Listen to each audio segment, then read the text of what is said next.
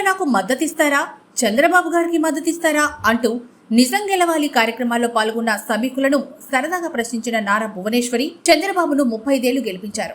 ఈసారి నన్ను గెలిపిస్తారా అంటూ భువనేశ్వరి చమత్కారం. ఇద్దరు కావాలంటూ చేతులెత్తిన సభికులు అలా కుదరదు, ఎవరో ఒకరి పేరే చెప్పాలి అంటూ సరదాగా అడిగిన భువనమ్మ సరదాగా అంటున్నా నేను చాలా హ్యాపీగా ఉన్నా, రాజకీయాలకు నేను దూరంగా ఉంటానంటూ వ్యాఖ్యానించిన భువనేశ్వరి ఎప్పుడు సీరియస్ చర్చలే కాదు, అప్పుడప్పుడు సరదాగా మాట్లాడుకోవాలి అన్నారు భువనేశ్వరి. ఇదంతా ఒక లెవెల్, ఒక జోక్ వేస్తాను. మీ ఆన్సర్లన్నీ నాకు ఫ్రీగా ఇవ్వాలి.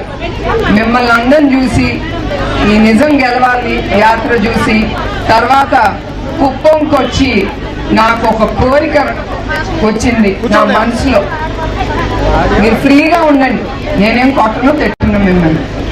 చంద్రబాబు నాయుడు గారు 35 ఏళ్ళ నుంచి మీరు ఆ నమ్మకంతో ఆయన ఎమ్మెల్యేగా చేశారు, అవునా కాదా? ఇప్పుడు నాకు ఒక కోరిక కలిగింది, ఆయన్ని కొంచెం రెస్ట్ తీసుకోమని నేను నించుందాం అనుకుంటున్నాను. సో ఎవరికి చంద్రబాబు నాయుడు గారు కావాలో చేతులెత్తండి. అదే అందరు చేతులెత్తండి. నేను నాకు ఇద్దరు కుదరదు కదమ్మా, ఎవరన్నా ఒకలే చెప్పాలి.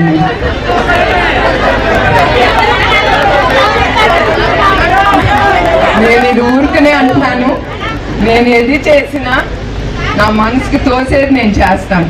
నాకేదో ఈ పోస్ట్ కావాలి ఆ పోస్ట్ కావాలని మాత్రం కాదు, నాకేం అక్కర్లేదు.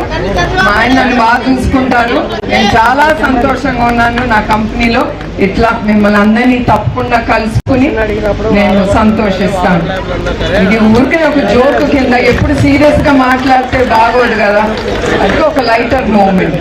ఇది నిజం అనుకోపాకండి, ఆయనే ఉంటారు మీకు ఎప్పుడు.